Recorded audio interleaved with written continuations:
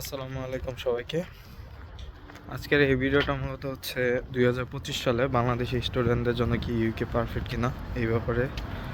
তো আজকের এই ভিডিওতে আমি কভার করার চেষ্টা করব 2025 সালে বাংলাদেশি স্টুডেন্টদের জন্য ইউকেটা কেমন হবে আসা। তো ফার্স্ট অফ অল আপনাদের যেটা কনসিডার করার লাগবে ওটা হচ্ছে রিয়ালিটি। তো ইউকের রিয়ালিটি রাইট নাও যে হচ্ছে আপনি ফ্যামিলি সাপোর্ট ছাড়া হচ্ছে ব্যাচেলারের ক্ষেত্রে তো কোনোভাবে পারবেন না আপনার স্টাডি কন্টিনিউ করা। অ্যান্ড মাস্টার্সের ক্ষেত্রে যদি আমি বলি তাহলে at least 70% tuition fee, 70 to 75% tuition fee আপনার বাসা থেকে দিয়ে আসতে হবে। তো এটা হচ্ছে এই জায়গার মেইন রিয়ালিটি। অ্যান্ড অ্যাটলিস্ট থাকা খাওয়ার জন্য 2 মাস থেকে 2.5 মাসের ব্যাকআপ নিয়ে আসতে হবে এই জায়গার পরিবেশের সাথে মানিয়ে নেওয়ার জন্য। আর যারা যারা নিজের নিজের টিউশন ফি দিবেন বলে ভাবতেছেন তাদের মাস্ট কয়েকটা জিনিস করা লাগবে। তার মধ্যে একটা হচ্ছে অবশ্যই ড্রাইভিং লাইসেন্স সাথে নিয়ে আসতে হবে। তো এটা আমি প্রথমে বুঝি নাই, যখন আপনি এই জায়গায় আসবেন আসার পরে বুঝতে পারবেন যে এই জায়গায় ড্রাইভিং লাইসেন্সের মূল্যটা কী। এই যে দেখতেছেন যে আমি হাঁটতেছি এই রাস্তায়, আমার কাছে যদি এখন ড্রাইভিং লাইসেন্স থাকতো আমি হয়তো এইভাবে একটা দুইটা গাড়ি নিয়ে বাকি জায়গাগুলো ঘোরাঘুরি করতে পারতাম, বিকজ এই জায়গায় গাড়ির রেন্ট অনেক কম। সো আসার টাইমে অবশ্যই সাথে করে ড্রাইভিং লাইসেন্স নিয়ে আসার চেষ্টা করবেন।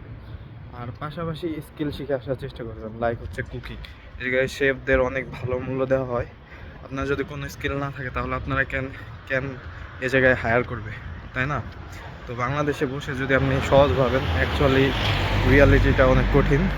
এই জায়গায় কাজ পেতে হলে আপনার স্কিল থাকা লাগে। অবশ্য আরও বাংলাদেশের চাইতে বেশি স্কিল থাকা লাগে, কারণ এটা আরেকটু উন্নত দেশ। তো এই জায়গায় আরও উন্নত স্কিল থাকা লাগবে। আধুনিক টেকনোলজির সাথে আপনাকে খাপ খাইয়ে নেওয়ার যে মেন্টালিটি ওইটা থাকা লাগবে। তো এতক্ষণ তো বললাম যে কাদের জন্য বেস্ট 2025 সালে আসার জন্য। এখন আমি বলবো যে কারা কারা 2025 সালে আসবে না। তো যারা হচ্ছে বাংলাদেশ থেকে টাকা দেওয়ার পরে, I mean tuition fee then others cost দেওয়ার পরে আর বা ফ্যামিলি থেকে ব্যাকআপ নিতে পারবেন না, মেনলি হচ্ছে ব্যাচেলারের ক্ষেত্রে, তাহলে আমি মনে করি যে হচ্ছে ইউকেটা পারফেক্ট না রাইট নাও। কজ এখানে আসার পরে আপনাকে অবশ্যই আপনার অবশ্যই ফ্যামিলি ব্যাকআপ লাগবে, প্লাস হচ্ছে এই জায়গায় সেটেল হওয়ার একটা টাইম লাগবে। সো এই হিসাব করে আসতে হবে।